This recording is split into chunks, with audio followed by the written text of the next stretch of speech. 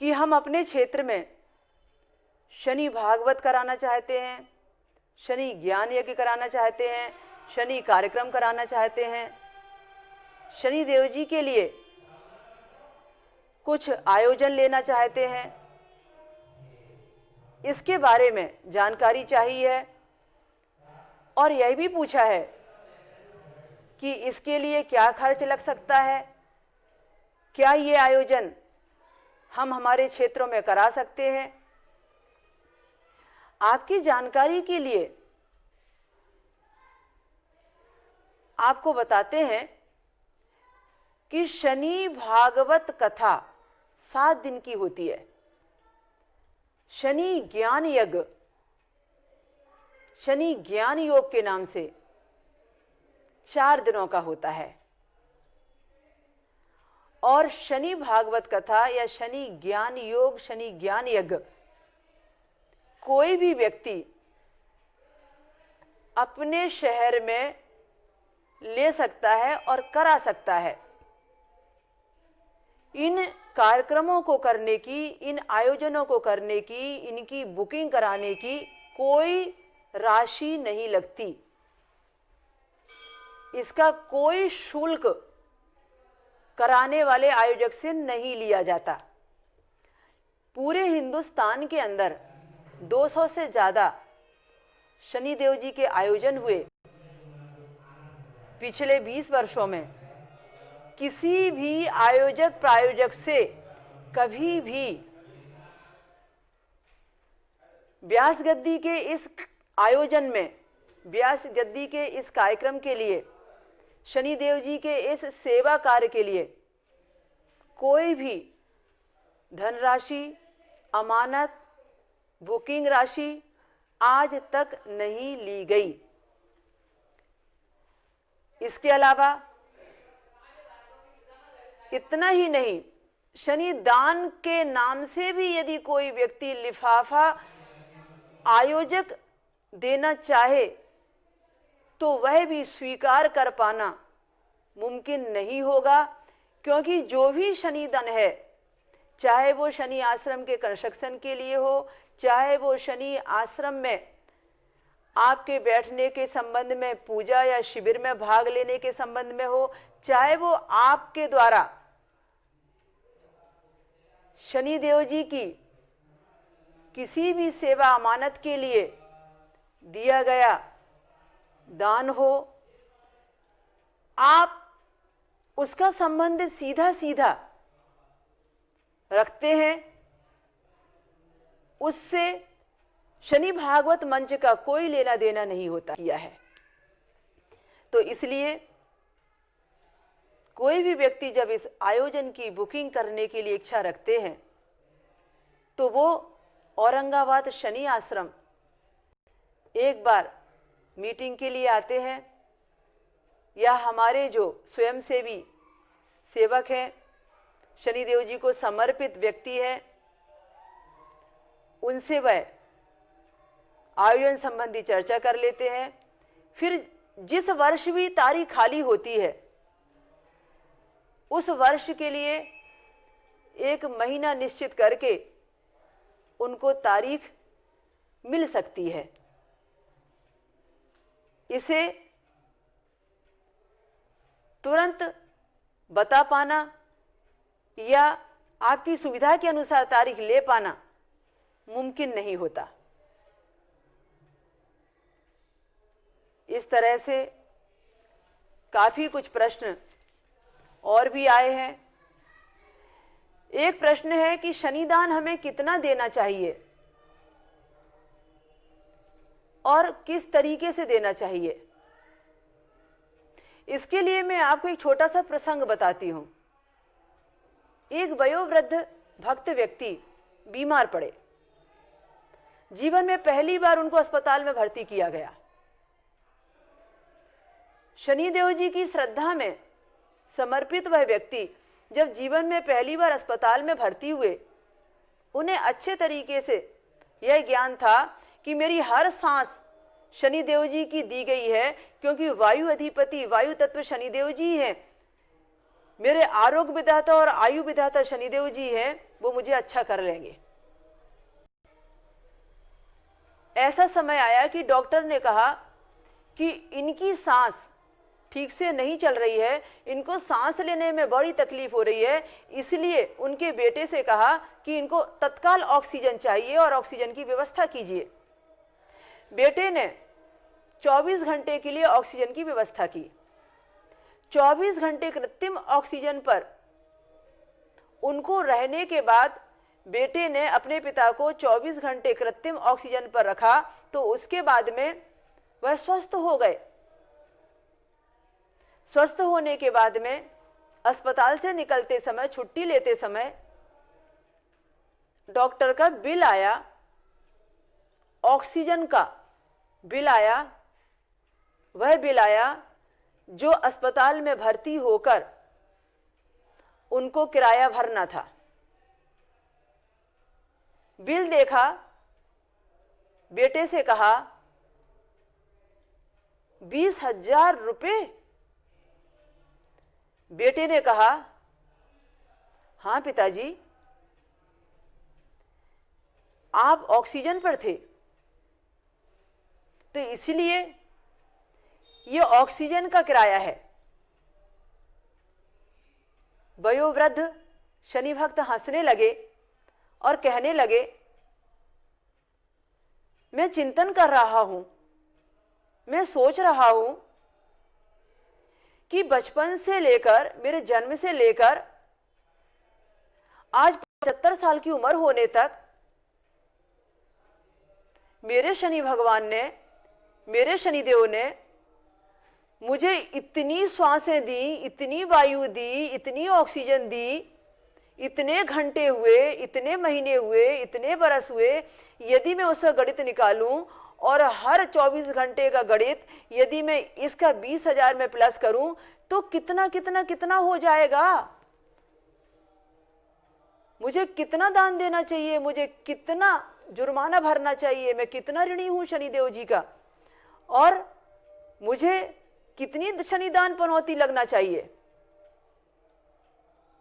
जब अस्पताल में भर्ती होने पर एक दिन का मुझे इतना भरना पड़ रहा है, तो जिसने मुझे भर्ती होने से इतने सालों बचाए रखा, उसने मेरा कितना धन बचाया है। तो प्रश्न आपका है कि दान कितना करें। चिंतन भी आपका ही है कि कितना करना चाहिए। हम अपने रोग, शोक, कष्ट, बाधा, परेशानी से मुक्ति पाने के लिए, अपने पूरे पूरे जीवन को सुरक्षित करने के लिए, क्या हम अपनी हर इंद्रिय का, क्या हम अपनी 10 इंद्रियों का इंश्योरेंस कर सकते हैं? आपकी LIC आपके जीवन का इंश्योरेंस करती है, जिस पर हम इतना भरोसा करते हैं।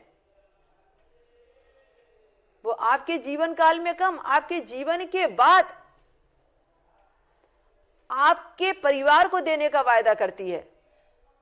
और आपको पता है, शनि महाराज जी के हाथों में आपकी 10 इंद्रियों का यदि इंश्योरेंस हो जाए तो शनि महाराज जी इस जीवन काल में आपके जीते जी तो साथी सारथी है ही, और जीने के बाद भी, जाने के बाद भी जब ये धर्म साथ जाएगा तो आप कहां, किस रूप में, कहां जन्म लेंगे, वहां तक के वो आपके सारथी रहेंगे, जीवन के साथ भी और जीवन के बाद भी।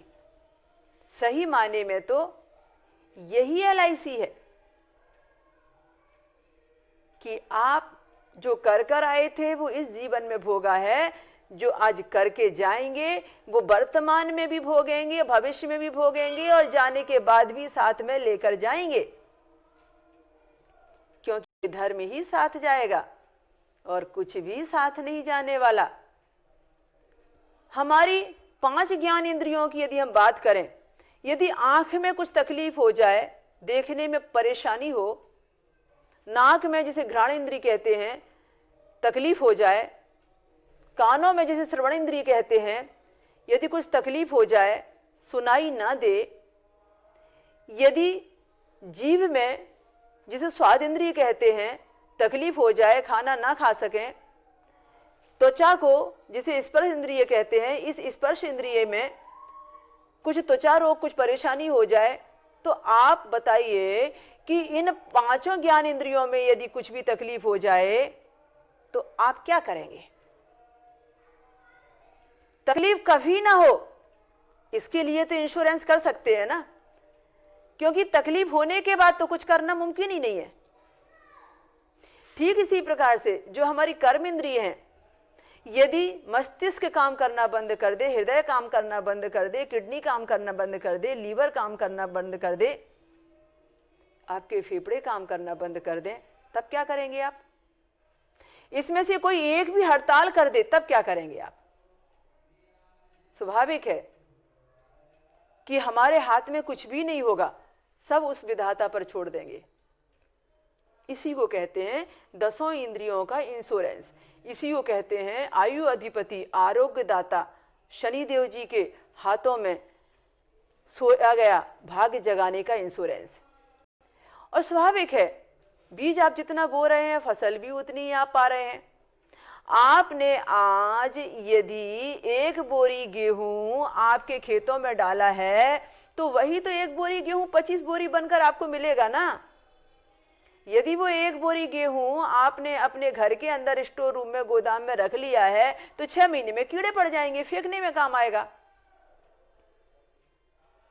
तो ठीक इसी प्रकार से हम जैसे जैसे अपना शनिदान उतारा पनौती काटते जाते हैं, निकालते जाते हैं, आवश्यक क्षेत्र में आवश्यक उपयोगी पात्रता पर देते और खर्च करते जाते हैं, उसकी दुआ, उसका पुण्य फल हमारे पुण्य खाते को भरता जाता है। वह दुआ इतनी होती है, वह आशीर्वाद इतना होता है, वह धर्म इतना होता है, वह सुकर्म इतना अच्छा होता है कि व्यक्ति ना चाहकर भी फलता फूलता है, बिना किसी डिमांड के सब कुछ प्राप्त कर लेता है।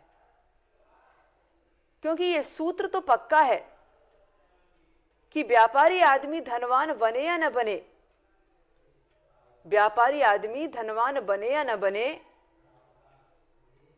पर दुआ का व्यापार करने वाला आदमी अपने सद्गुणों से लोगों की दुआ पाने वाला व्यक्ति धनवान जरूर से जरूर बनता है। इसीलिए आपके प्रश्न का सही जवाब यह है कि आपकी अपनी आमदनी में से प्रारंभ में 2% निकालिए, फिर धीरे धीरे आप 10% निकालिए। एक बार 1 महीने के आय का 10% निकालकर आप शनि पीड़ा निवारण के लिए महत्वपूर्ण कार्य पर खर्च करके देख लीजिए। आपको लगता है कि उस महीने में ये निकालकर साल भर तक मुझे इसका इतना अच्छा फल मिला है, तो धीरे धीरे आगे निकालने के लिए आप पुनः पुनः सोचिए। प्रश्न है, औरंगाबाद में आपसे मुलाकात नहीं होती, फोन पर भी बात नहीं होती, आपसे बहुत सारी चर्चा करने के लिए आपसे सीधी मुलाकात कब हो सकती है? आपकी दुविधा समझ सकते हैं। और ये प्रश्न बहुत सारे उन लोगों का भी है जो कई बार औरंगाबाद आने के बाद भी मुलाकात से वंचित रह जाते हैं। शनि आश्रम में यदि आप शनिश्चरी अमावस्या पर आते हैं, आपकी मुलाकात जरूर होगी। औरंगाबाद शनि क्षेत्र में यदि आप जनवरी महीने में 8 से 14 जनवरी के शिविर में आते हैं, तो इन 7 दिनों में मुझे 8 से 10 घंटे आपके साथ शिवरार्थियों के बीच में ही पूरा पूरा समय दान देना होता है। पूरे योगदान से आपकी तकलीफों को दूर करने में ये 7 दिन पूरी तरह से समर्पित होते हैं। आपके इलाज के लिए समर्पित होते हैं, आपके अनुष्ठान के लिए समर्पित होते हैं। आप 8-8 घंटे हमारे साथ समय बिताते हैं। और फिर ऐसे कई अवसर इन दोनों आते हैं कि आपकी बहुत सारी मन की बातें आप कहने का लाभ उठाते हैं। हर महीने की 1 से 8 तारीख को भी शनि आश्रम औरंगाबाद में लोगों से ज्योतिष मार्गदर्शन संबंधी मुलाकात होती ही है, पर ये उन लोगों के लिए ही मुमकिन हो पाता है जिनका 3 महीने 4 महीने पहले से कुछ निर्धारित हो जाता है। इसकी व्यवस्था जो भी औरंगाबाद में सहयोगी व्यक्ति हैं वही करते हैं। शनि मार्ग में आपकी सफलता का राज क्या है? ये प्रश्न कई लोगों ने पूछा कि शनिदेव जी के सेवा कार्यों में आप आज के समय में इतने सारे कार्य अकेले कर पा रही हैं, या इतने सारे कार्यों में आपको शनिदेव जी ने सफलता दी है, इसका रहस्य जानना है। आपको एक छोटी सी नेपोलियन की बात सुनाते हैं। नेपोलियन से एक संत ने पूछा, नेपोलियन से उस समय एक संत ने पूछा जिस समय वो हर जगह जीतता था, जिस जगह हर जगह उसे सफलता ही सफलता मिलती थी। संत ने कहा, मैं जानना चाहता हूं आपसे कि आपकी सफलता का आखिर राज क्या है? ऐसा क्या है कि जहां से आप निकल जाते हैं वहां आपकी जय जयकार हो जाती है और आप सफल हो जाते हैं? ये सभी राजाओं के साथ ऐसा क्यों नहीं हो रहा है? तो नेपोलियन ने कहा कि आपको कल मैं इस बात का जवाब दूंगा, इसके लिए आज रुकना होगा आपको, और सुबह आप नदी किनारे तट पर जाइए, स्नान करके आइए, फिर आपसे मुलाकात करता हूं। वह संत रात को रुक गए वो सुबह नदी तट पर। उन्होंने सवेरे स्नान के बाद नदी तट पर क्या देखा कि वहां नेपोलियन के सैनिक खड़े थे। नेपोलियन के सैनिक और उनका सेना अध्यक्ष बड़ी अजीबोगरीब बात कर रहे थे। एक सैनिक कपड़े में पानी भर के लाता था, दूसरा सैनिक एक छलनी लिए हुए बैठा था और रेती के अंदर वो छलनी रखी हुई थी। वो सैनिक जो कपड़े में पानी भर के लाता था, रेती के ऊपर रेती के साथ में छलनी रख के उस कपड़े को रेती के ऊपर छन्नी से निचोड़ देता था। रेती में छन्नी, कपड़े में पानी, निचोड़ देना, छन्नी से पानी निकल जाना, रेती में चला जाना, ये सब क्या है? उसने उस कपड़ा निचोड़ने वाले से और छन्नी में पानी डालने वाले से पूछा, आखिर ये सब क्या कर रहे हो? समय की बर्बादी है, ऐसा क्यों करने जा रहे हो? उसने कहा, हमें नहीं मालूम हम क्या कर रहे हैं, हमसे तो जो सेनाध्यक्ष ने कहा हम वही कर रहे हैं। संत सेनाध्यक्ष के पास गया, सेनाध्यक्ष से पूछा, अरे भाई ऐसा आदेश क्या दिया है तुमने लोगों को? कपड़े में पानी लाओ, निचोड़ो, छन्नी पर डालो, रेती में डालो, रेती पानी को सोख जाती है, ये सब क्या है? आखिर ऐसा क्यों कर रहे हो? समय की बर्बादी है, ये सब श्रम की भी बर्बादी है। सेनाध्यक्ष ने कहा, इस मामले में मैं आपका कोई रहस्य उद्घाटन नहीं कर सकता, क्योंकि मुझे मेरे राजा नेपोलियन ने यह आदेश दिया है कि मुझे ऐसा करना है, तो मैं ऐसा कर रहा हूं और करवा रहा हूं। बड़ा हैरान वह संत गया नेपोलियन के पास, कहने लगा, राजन एक बात बताइए, मैंने आज नदी तट पर ऐसा ऐसा देखा कि कपड़े को निचोड़ना, छन्नी में पानी डालना, रेती पर डालना, रेती में पानी सोखना, आपके लोग को जवाब नहीं दे पाए, आपने ऐसा ऑर्डर पारित किया है, आखिर ये सब क्या है? श्रम की बर्बादी है, समय की बर्बादी है। आपके जैसा विद्वान व्यक्ति और ये कहने को करने को कहता है। तो नेपोलियन हंसने लगे। नेपोलियन ने कहा, आप अपने प्रश्न का उत्तर पा गए हैं।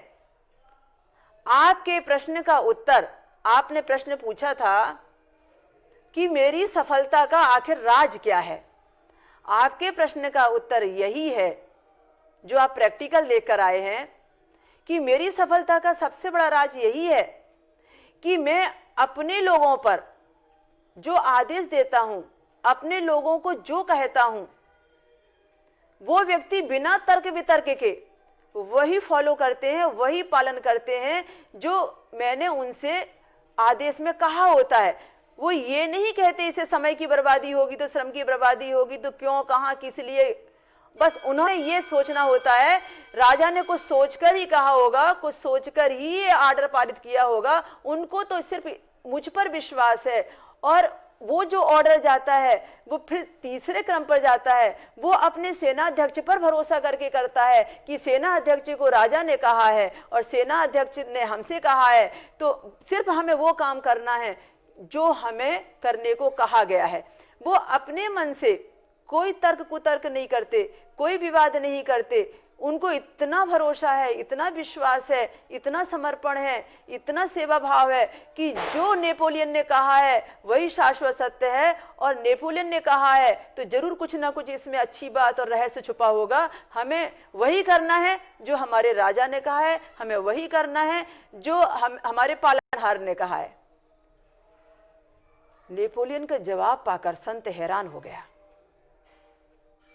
संत को जवाब मिल चुका था कि जिसके ग्रुप को उसके ऊपर इतना भरोसा हो, जिसका ग्रुप अपने राजा पर इतना विश्वास करता हो, इतनी श्रद्धा